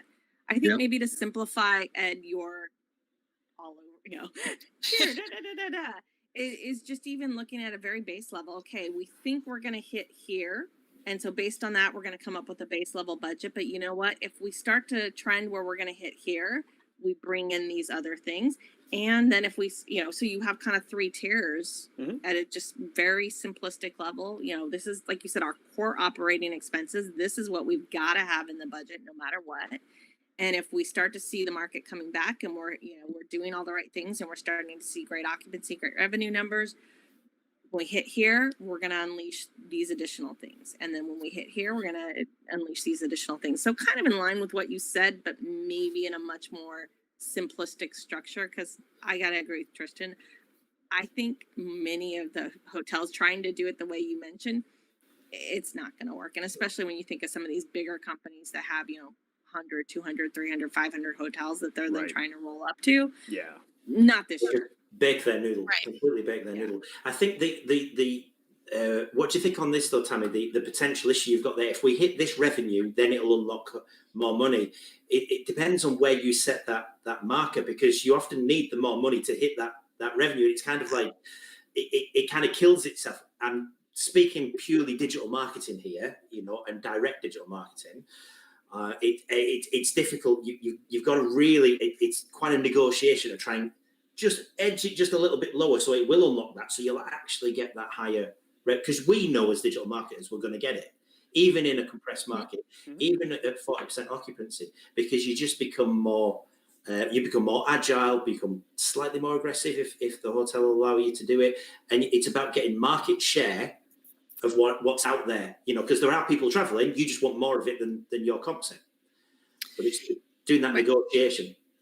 No, I 100% agree, and you're right. The downfall of that tiered approach is, like you said, you've got to spend more money to make more money, and so how do you figure those out? And unfortunately, I think this is going to be a really interesting budgeting season, because let's be real, there's a lot of experience on my screen. None of us have been through anything like this before, right? No one has. So, I think maybe 100 years ago, Great Depression. The good news is hopefully this is our 1 in 100 year mark. And, so I just think you're right. We need to really balance. And that's where the conversations with clients, I was talking to my team yesterday. Hey guys, get ready. Budget season's coming. We're hitting July next week. Some of the hotels, a lot of the guys I'm talking to are starting in August this year. But so it's starting to think through, like, we're doing a lot of work on recovery strategies and what kinds of things can they be doing, and how, how do you help build and grow the revenue that's coming back into the hotel and build that trust so that you can increase demand and you can get people to book with you.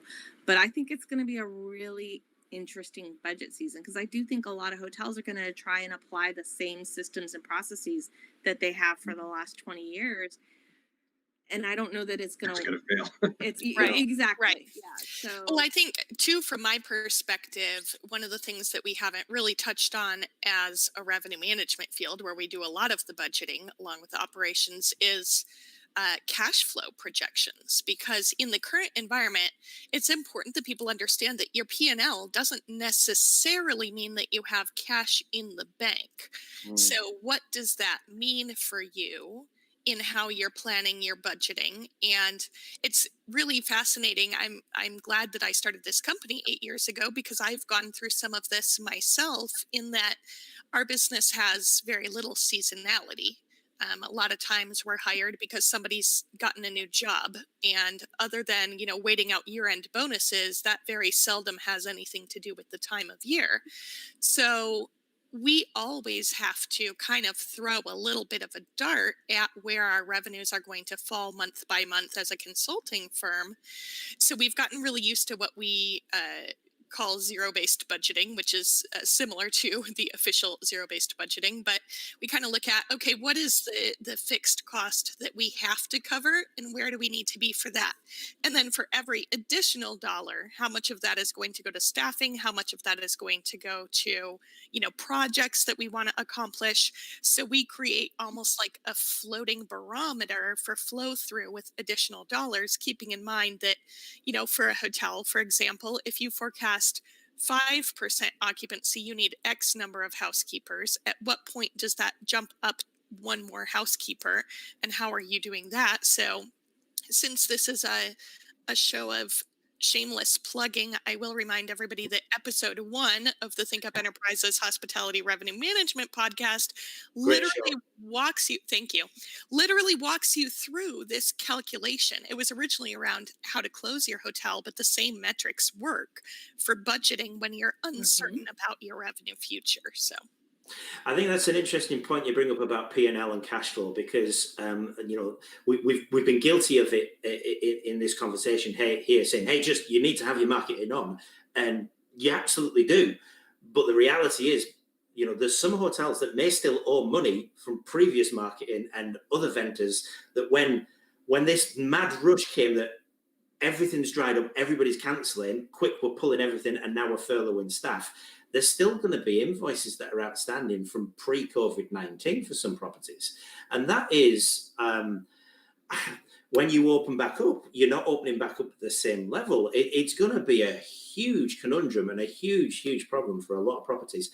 But you've still got to operate. You've still got to pay your staff. You've still got to market. You've still got to use the OTAs. You've still got to do everything that you were doing previously to kind of get the business in, so you can pay that off in the past. And that's complicating budgets yet further, because it's like, well, what does that picture look like before we can even look at what the future is going to be? And I think to Tammy, to your point, you there mentioned about your teams and it's budgeting season.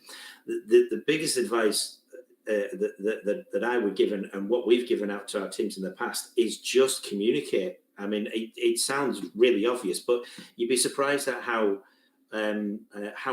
difficult and awkward those conversations can be with some people. They're not comfortable about talking about money, and even though it's not their money and it's company budget and whatever, it's still quite an awkward conversation. But we're in totally unique situation, as we said. Just if you're a hotel, be open and honest and have that information and say, hey, look, this is the situation we're in, because then your marketer or the service provider can pivot and build a plan for you, ready that takes into that big chunk of money that you may own. Equally, the marketer has got to turn around and say, what is your position? Because it's pointless me doing a whole load of work and saying, hey, let's go and spend $100,000 a month, when the reality is you've got 100. Right. And you have to balance it, because, of course, it increases your cash flow later on. But what is the timing after which you expect to see an ROI? And for how long can you maintain this expense until you see an ROI? Because we're all about, like, you should really keep all your sales, marketing, and revenue management people too right now. But there's a lot of should, and there's a lot of what can you actually do. So this is obviously all of our comments for the past weeks on what you really should be focused on are valid, but they do assume that you have cash to focus on these things, that you're making strategic, smart budgeting decisions with what you have, given the uncertainty of how long it's going to take till demand really resurfaces. So the pay per stay makes sense at this time. Exactly, and that's the reason what the Dean's making there. It's it's not the best marketing solution for a hotel, but it's the best for a hotel right now, given the set of circumstances, and that makes total sense to me. The question is going to be that when we all eventually dig ourselves out of this hole, is not to rely on it and it become another OTA type channel where it's an over reliance. It becomes I'm going to keep it until I'm ready, and then I'm going to move it, to Tammy's point, to a much more efficient digital marketing channel or way of getting that booker in at the most cost effective point. Ladies and gentlemen, I'm going to have to disappear off. It's been an absolute pleasure speaking with you all. Have a great weekend. And if anybody wants to get in contact with me, I'm available at tris.hayward at 3and6.agency, and that's 3 and 6 all in letters and not numbers. And once again, thanks very much. See you all later. Cheers. Bye. Thanks, See you, Tristan. Chris. Bye. I think Tristan brought up a really good point there. At the end of the day, do something, do anything, just don't do nothing. The worst thing you can do right now is do nothing. But do something with the understanding that you're probably going to be wrong. Be agile and have plan B ready to go, and a plan C, and probably a plan D, and several other ones in the alphabet, right? So be nimble and be ready to adapt. And case in point, I can remember actually on this very show about 3 months ago in March, we were a little bit earlier in the COVID scenario at the time. And I remember we were having a conversation. We were just talking about what does COVID look like? And we all predicted that COVID would be subsided by the summer. And there were actually all kinds of polls out there in the industry. You can find them all over LinkedIn, the images and so forth, the infographics. So yeah, it will be better. We'll be coming back by summer. Well, we're in June now, almost July. Here we are. But at the time, we also said that, hey, big brands like, let's say, Wyndham, they've got these budgets that are allocated for these things. They're just not spending right now, but they'll be spending in Q4, was the prediction. Guess what? That's no longer the case, right? So everything we said 3 months ago, wrong, okay? And that's going to happen. And we have to keep adapting. We have to keep looking at the new realities. Gosh, I just used that word. I can't believe I used that phrase. Anyway, but that's the way it is right now. And what we see 6 months from now is not going to be the same thing that we're saying today. At least you said new realities and not new normal. Yes, thank you. Yeah. Yeah. Yeah, even a few weeks ago, maybe we would have, but we probably wouldn't have expected the close down again in places that have already reopened, for example. Or for New York to say, I'm sorry, other states, you can't come. Even Florida, where we are so tightly connected, we call it the 6th borough. So true. Yeah, it definitely puts a crimp on things, and I think that was an appropriate ruh-roh from Robert's standpoint, because other states may also follow suit, and the more we see things like this, the more of a damper it's going to put on travel. Not that I necessarily disagree with stopping the spread, obviously, from state to state, but I think sometimes a lot of the rules that we see coming out of this are more related to politics than they are to anything else, unfortunately. We can go down a huge rabbit hole with that topic. Which is why I brought it up at 10:22. Yeah, I think that maybe, in addition to it being data driven, because they're watching the numbers and they'll change that rule as soon as the numbers change. But I think maybe it'll even make some people more comfortable with coming to New York, for example, because those people, if they, you know what, they're blocking the places where there are flare ups. So I feel good that something is being done. That means that in Connecticut, in New Jersey, we have a lot of people coming to New York. Even from New York State, we have people coming to New York City in normal situations. And we are saying that the drive area is going to be our first response, right? So maybe there's something fair to saying, don't worry, we're watching out for you. Maybe it'll be better. Yeah. Yep. I guess that was a mic drop. We can't add anything to that. I have to run. Thanks so much. I put my contact in the box. Thanks, Adele, and thanks for the great summary. I saw you summarizing over there for the listeners, so appreciate that. Take care. Bye. Bye. Hi, Adele. Thanks. And then there were 3. Yes. Any last topics we want to hit on before we wrap up for today? Tammy? No, I'm good. I just showed up to hang out today, so. Well, we appreciate you both joining in. We've talked about in previous shows as we look at some of the recovery of the industry and where we see it really taking place. One thing I will say that we were right on is camping in RV communities and luxury RV resorts and everything. Good grief. Those things are taking off and skyrocketing like beyond belief. Just insane. And I understand why. You can bring your own RV. It's your own home. It's safe. It's social distancing, unless everybody's packed in there, of course. But it's a good route. But the other thing I think that we're seeing right now, and I wish Stuart was on the line here with us, but Stuart from Fuel Travel is on the board with the Myrtle Beach CVB, and they've had people coming every weekend. Their weekends have been 90% occupancy and better. And what we're seeing is that even though we keep hearing reports about record-breaking numbers of COVID and record-breaking numbers of COVID, be it right or be it wrong, society's getting to a point where they don't care. And I don't know if that's good or bad, but it is the reality, right? So take that however you will. And as such, I think that's good for travel, but I think we have to be careful with it as well, too, because we can screw it up really easy as well. Very delicate balance. It's that psychological fatigue setting in, and It really is.